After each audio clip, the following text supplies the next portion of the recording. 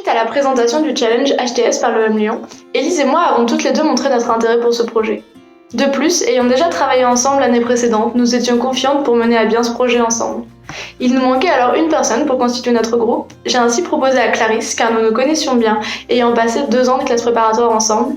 De plus, je savais qu'elle avait une certaine sensibilité sociale. Enfin, Sarah a proposé de se joindre à nous, ayant elle-même de nombreuses compétences en communication, pouvant être utile au groupe. Alors si nous avons toutes les 4 accepté ce projet et cette mission, c'était pour 3 principales raisons. C'était d'abord un vrai challenge pour nous, puisque toute la stratégie de communication était à construire. C'était ensuite un moyen d'appliquer nos connaissances théoriques apprises à l'EM Lyon.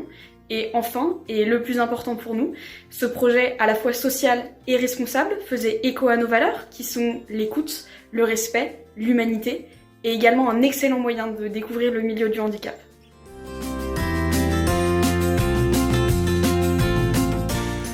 Donc une fois notre groupe formé et le challenge Soli étudiant accepté, il était l'heure de rendre visite à EA Papyrus et de rencontrer la directrice adjointe Corinne Mignot. Celle-ci nous a fait l'état des lieux de EA Papyrus et nous a dit qu'avec la réforme de 2019, ils étaient incapables de s'occuper de la communication. C'est donc pour ça qu'elle a fait appel à nous et qu'elle participe aujourd'hui au challenge Soli étudiant.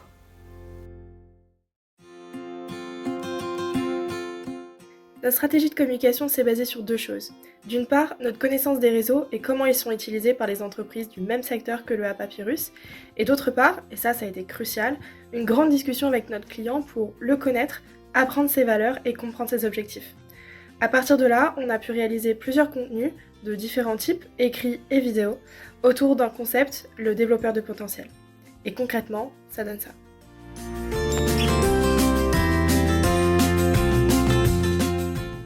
Papyrus, c'est une équipe lyonnaise de 34 collaborateurs dont l'expertise s'applique dans le domaine de l'impression numérique, la logistique avec une spécialisation en e-commerce et le façonnage et le conditionnement.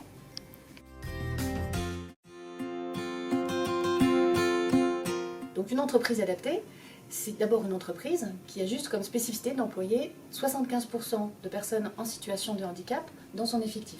Chez Papyrus, nous sommes 34 collaborateurs, dont 30 titulaires d'une reconnaissance en qualité de travailleur handicapé.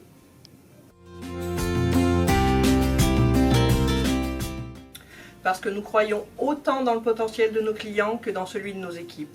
Nous nous investissons de la même manière pour les aider à grandir et s'épanouir.